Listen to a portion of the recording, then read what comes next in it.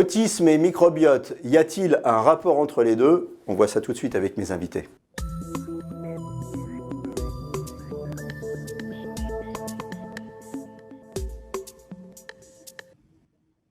Alors avec moi sur le plateau et puis une partie en duplex, en Zoom, Joël Doré, vous êtes avec moi, vous êtes directeur de recherche à l'INRAE, on dit INRAE maintenant, mais donc vous êtes reconnu pour vos travaux sur le microbiote intestinal.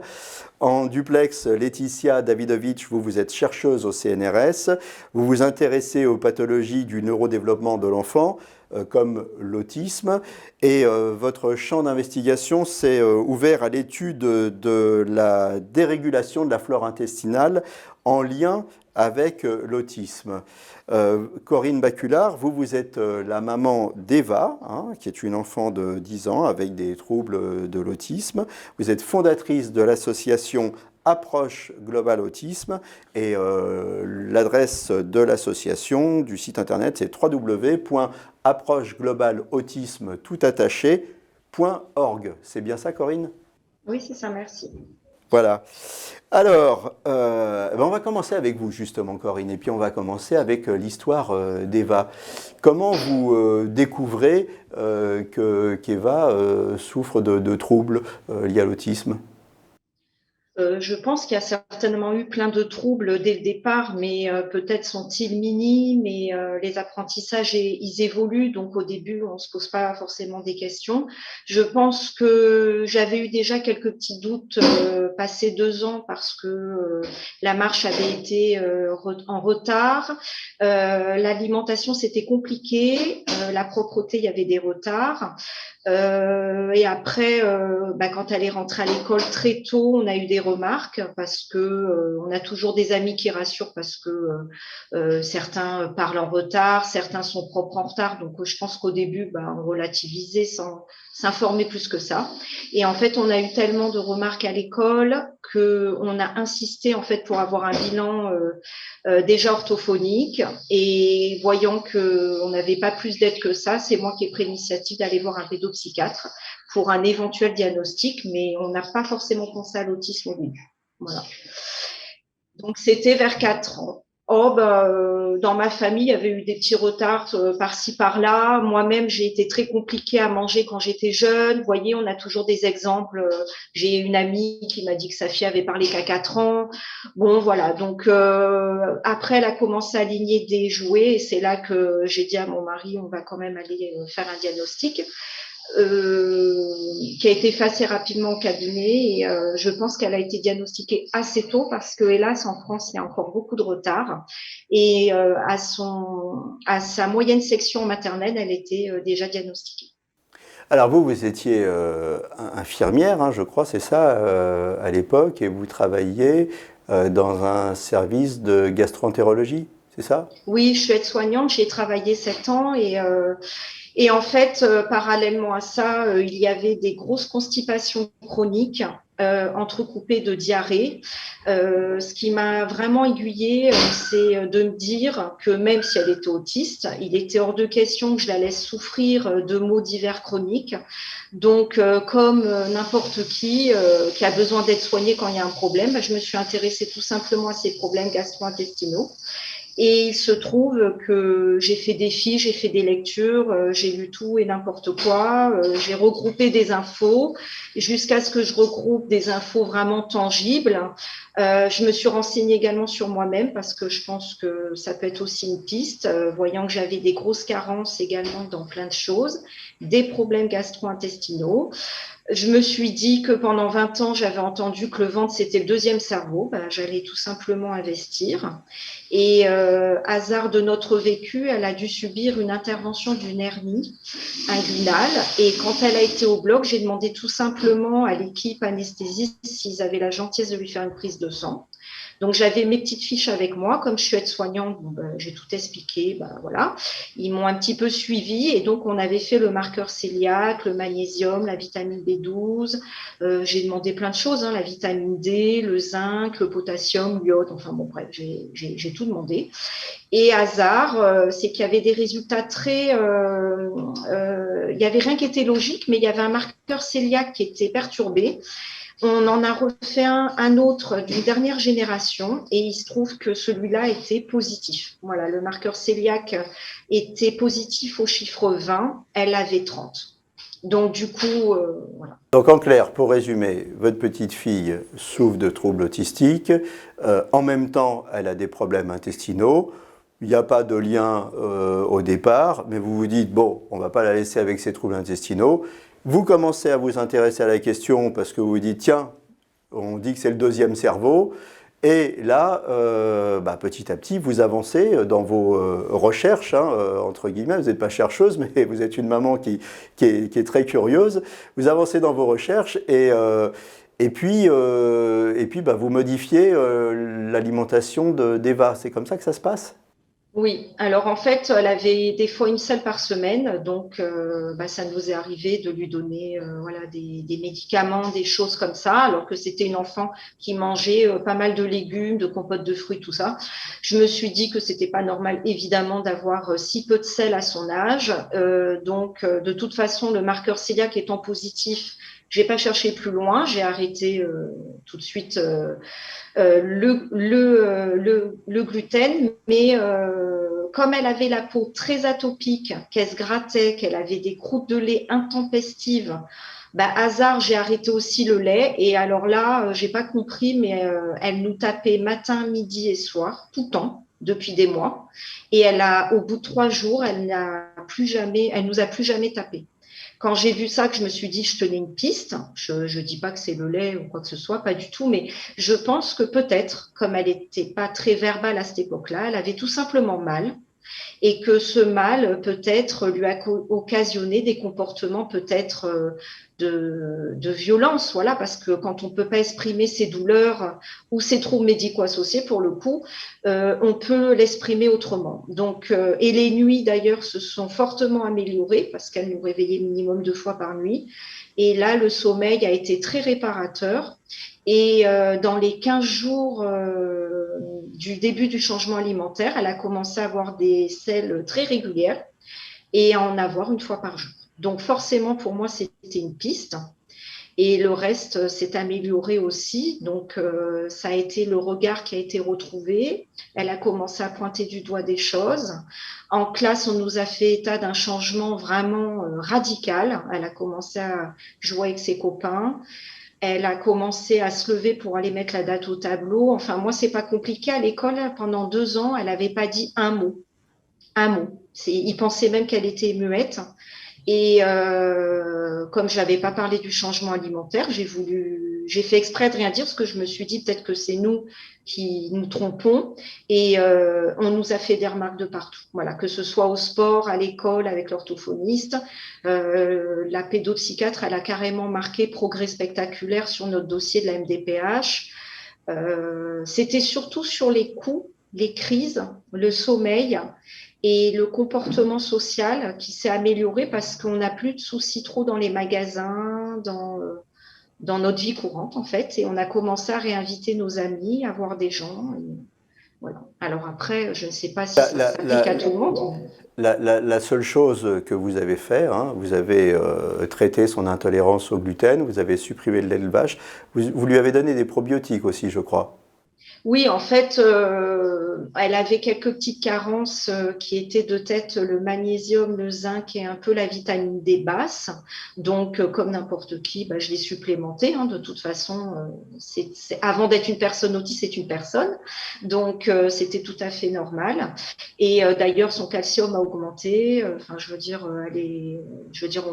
on est pris en charge. Enfin, on n'est pas pris en charge, c'est que notre médecin a tout à fait compris ce qu'on lui avait expliqué, parlé, et les probiotiques ont été effectivement donnés. Aujourd'hui, Eva, elle est en CM2, c'est ça?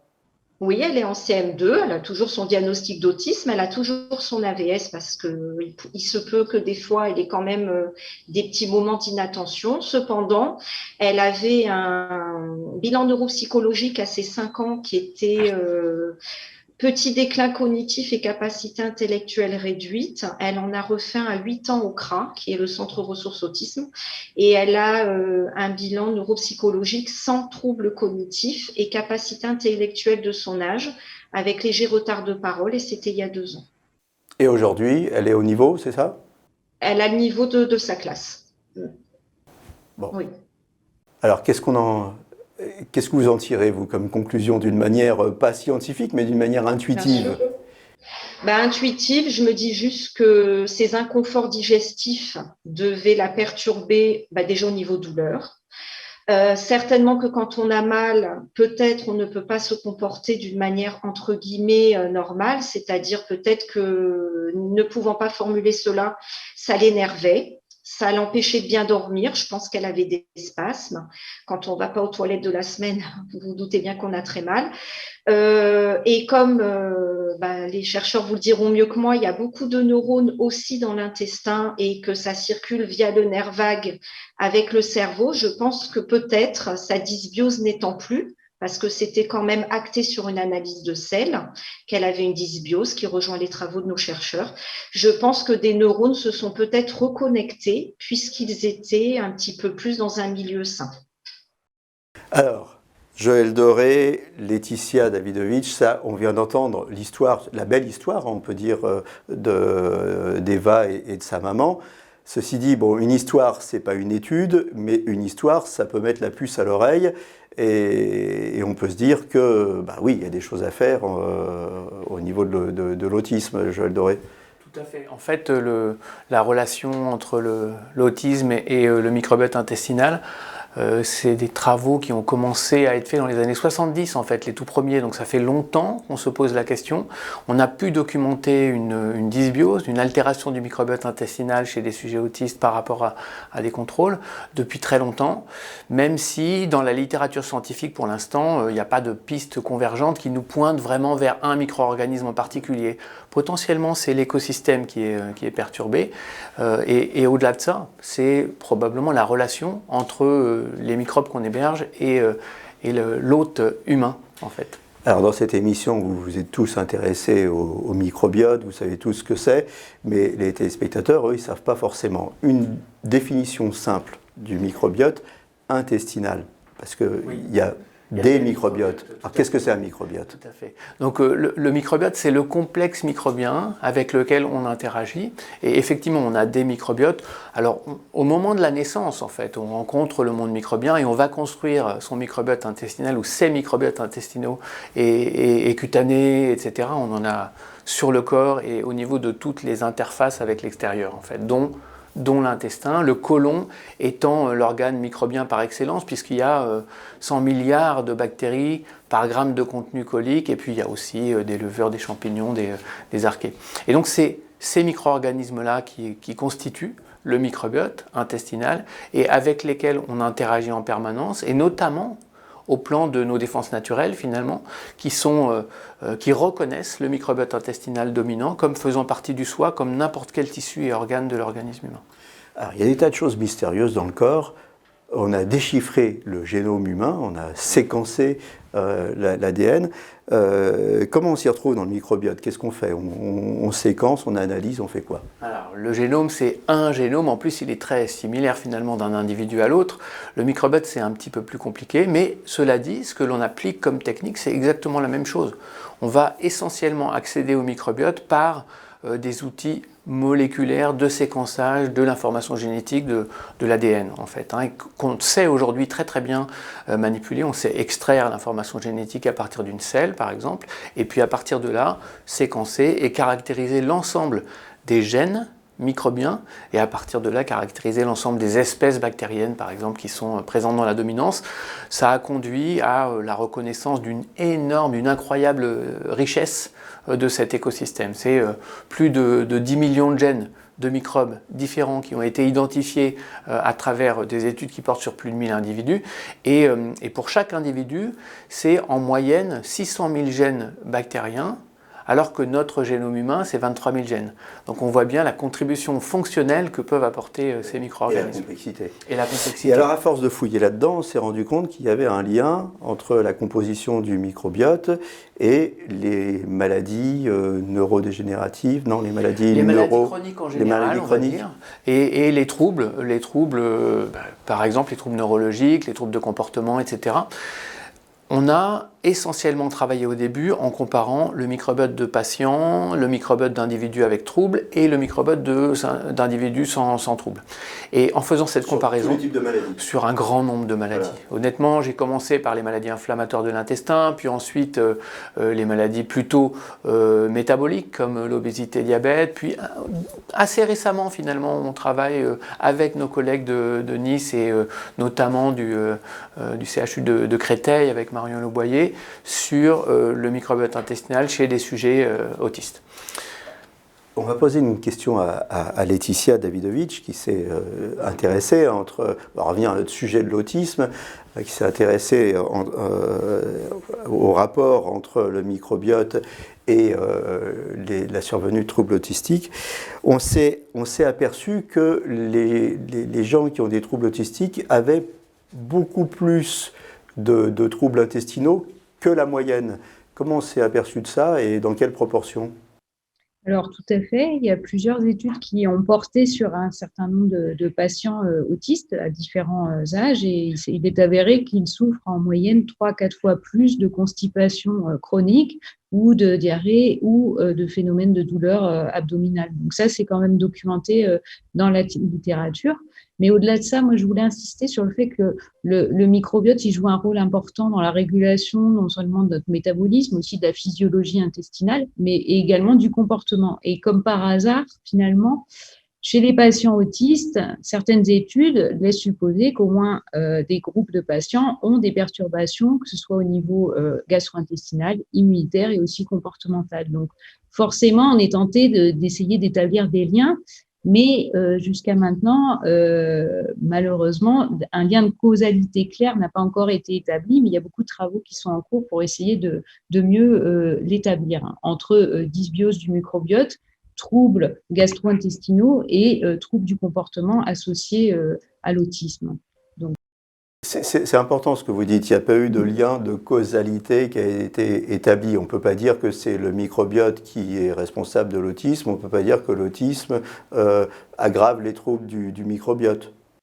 Disons que pour l'instant, à ma connaissance, il n'y a pas d'étude qui fait une démonstration dans un sens comme dans l'autre. Maintenant, il y a beaucoup de travaux qui sont dessus et je pense que l'étude dont vous souhaitez que nous parlions plus tard, qui concerne le transfert du microbiote, est un pas quand même vers une démonstration d'un élément de causalité entre dysbiose. Joël Doré, vous vouliez compléter ? Oui, en fait, la façon que l'on a d'essayer d'avancer vers la causalité, la démonstration de causalité, est basée sur le transfert de microbiote et on fait deux choses.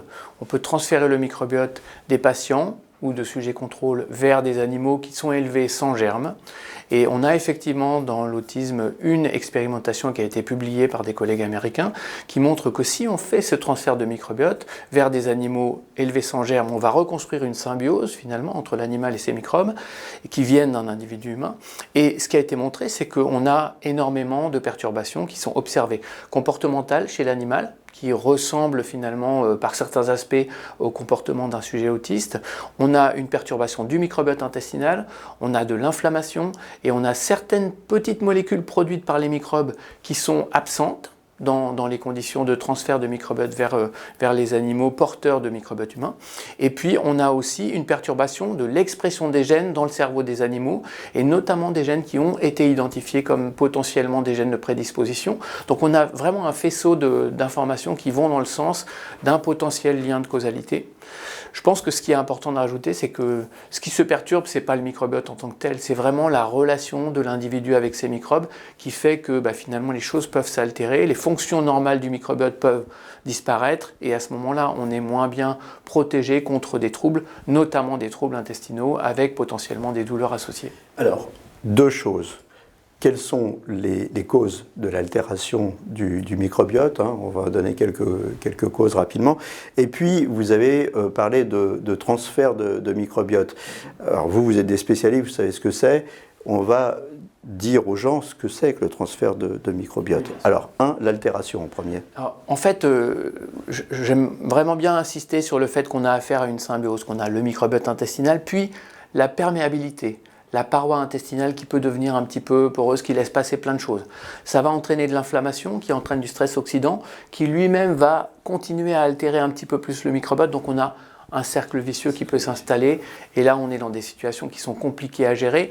Les points de départ peuvent être multiples, c'est-à-dire que l'alimentation elle-même va jouer sur le microbiote. On peut l'utiliser comme un levier bénéfique, comme on en a parlé tout à l'heure avec Corinne. Mais ça peut être aussi quelque chose qui va altérer la perméabilité intestinale. Les polluants, par exemple, environnementaux ou les additifs alimentaires peuvent jouer sur la perméabilité intestinale et entraîner de l'inflammation. Donc on voit bien, les antibiotiques, bien sûr, vont jouer sur le microbiote intestinal de façon immédiate, assez rapide, en quelques jours en fait. Donc on voit comment les choses peuvent se dégrader, et quand on a un cercle vicieux, finalement, casser ça, c'est assez compliqué. On a quelques éléments dans la recherche en cours, j'ai envie de dire, c'est vraiment de la recherche du moment, qui nous montre que dans un modèle animal de dépression, si on agit à différents niveaux en même temps, on est capable de restaurer des conditions normales, et on est capable de faire aussi bien avec quelques composés alimentaires que ce que l'on fait avec un antidépresseur actuel de la médecine finalement. Donc on a ces pistes-là qui nous disent oui, on peut agir. Et sinon, il y a le transfert. Alors qu'est-ce que c'est le transfert, Laetitia? Le transfert de microbiote, il consiste en fait à partir d'un microbiote d'un donneur sain. Donc, qui va être, bien sûr, ce microbiote va être validé comme étant sain. On va vérifier qu'il n'y a pas d'organisme, par exemple, pathogène dedans, parce que c'est quand même un premier contrôle essentiel. Et en fait, le patient à qui on va faire subir ce transfert, on va généralement lui donner un traitement antibiotique pour essayer on va dire, de diminuer son microbiote endogène, et ensuite un traitement laxatif aussi pour essayer d'éliminer au maximum son microbiote endogène. Et après, on va venir lui réintroduire ce microbiote du donneur sain. Alors, il y a plusieurs manières pour le faire, essentiellement par voie orale, mais aussi par énéma rectal, quoi. Et finalement, cette procédure a été utilisée dans un essai clinique pilote réalisé aux États-Unis, où en fait, 18 patients autistes qui souffrent de troubles gastro-intestinaux ont accepté d'être enrôlés dans cet essai clinique et de subir donc ce transfert de microbiote. Et ce qui a été assez intéressant dans cette étude est que, bon, finalement, tous les patients ont finalisé l'essai, mais que dès 2 mois après le transfert de microbiote, ils avaient une amélioration très importante des troubles gastro-intestinaux, mais également des troubles comportementaux, donc mesurés avec des échelles spécifiques qui permettent de mesurer la sévérité des symptômes autistiques. Et le point qui est intéressant, c'est que les effets bénéfiques de ce transfert de microbiote, ils se font ressentir jusqu'à 2 ans après le transfert initial. Donc, c'est assez vecteur d'espoir. Maintenant, c'est une petite étude pilote sur seulement 18 patients. Ce n'était pas un essai clinique qui a été effectué de manière randomisée, c'est-à-dire que les patients savaient qu'ils étaient traités, etc., etc. Et maintenant, il nous faut des essais cliniques sur des nombres de patients plus importants, en double aveugle, randomisé, de manière à pouvoir conclure si les effets bénéfiques sont réels. Mais en tout cas, voilà. c'est C'est très important d'insister là-dessus. Il ne s'agit pas de donner des faux espoirs aux gens. Il ne faut pas dire, ça y est, on a trouvé le moyen on a trouvé une parade contre les troubles autistiques, il suffit de faire une greffe de microbiote. Pour l'instant, c'est des pistes. Il n'y a pas d'études réelles randomisées, comme vous l'avez dit. Donc, il ne s'agit que d'une piste expérimentale, d'une intuition forte, mais il ne s'agit que de ça, pour l'instant. On est d'accord? Oui, d'accord. La même équipe américaine a aussi travaillé sur l'impact de la nutrition et montré que quand on fait toute une série d'adaptations progressives, en commençant par une supplémentation de minéraux et vitamines, et puis en terminant à la fin par effectivement un régime d'exclusion du gluten et de la caséine, du lait, finalement, on a des parents qui rapportent des améliorations sur plusieurs dizaines d'enfants, donc on n'est plus dans le n égale 1 finalement, et qui nous disent l'impact du régime d'exclusion est le plus fort. Et puis ensuite, l'impact de la supplémentation minérale et vitaminique est également très intéressante. Donc c'est finalement pour nous intéressant de voir que ça rejoint le témoignage que nous apporte Corinne aujourd'hui. Ce qui est sûr en tout cas, c'est que si on a un enfant autiste, on risque rien. On risque juste d'améliorer sa santé intestinale, mais on risque rien à chercher du côté de l'alimentation. Il y a une logique évidente en fait à vouloir effectivement éliminer ces symptômes et ces douleurs abdominales quand on a la possibilité d'agir de différentes façons. Corinne, on arrive... si vous permettez. Oui, on arrive quasiment au terme de l'émission, Corinne. Je voulais vous demander de conclure parce qu'il nous reste une minute à passer ensemble.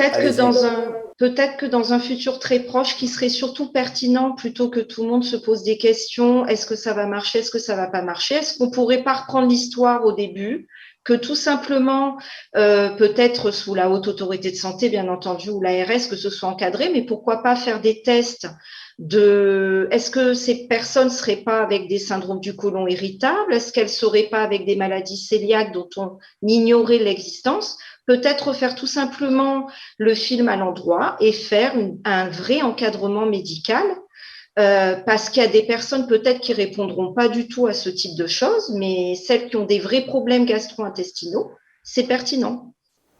Eh bien voilà, c'est là-dessus qu'on va se quitter. Je vous remercie tous les trois d'être passés sur le plateau. Je rappelle, Corinne, le site de votre association www.approcheglobalautisme.org.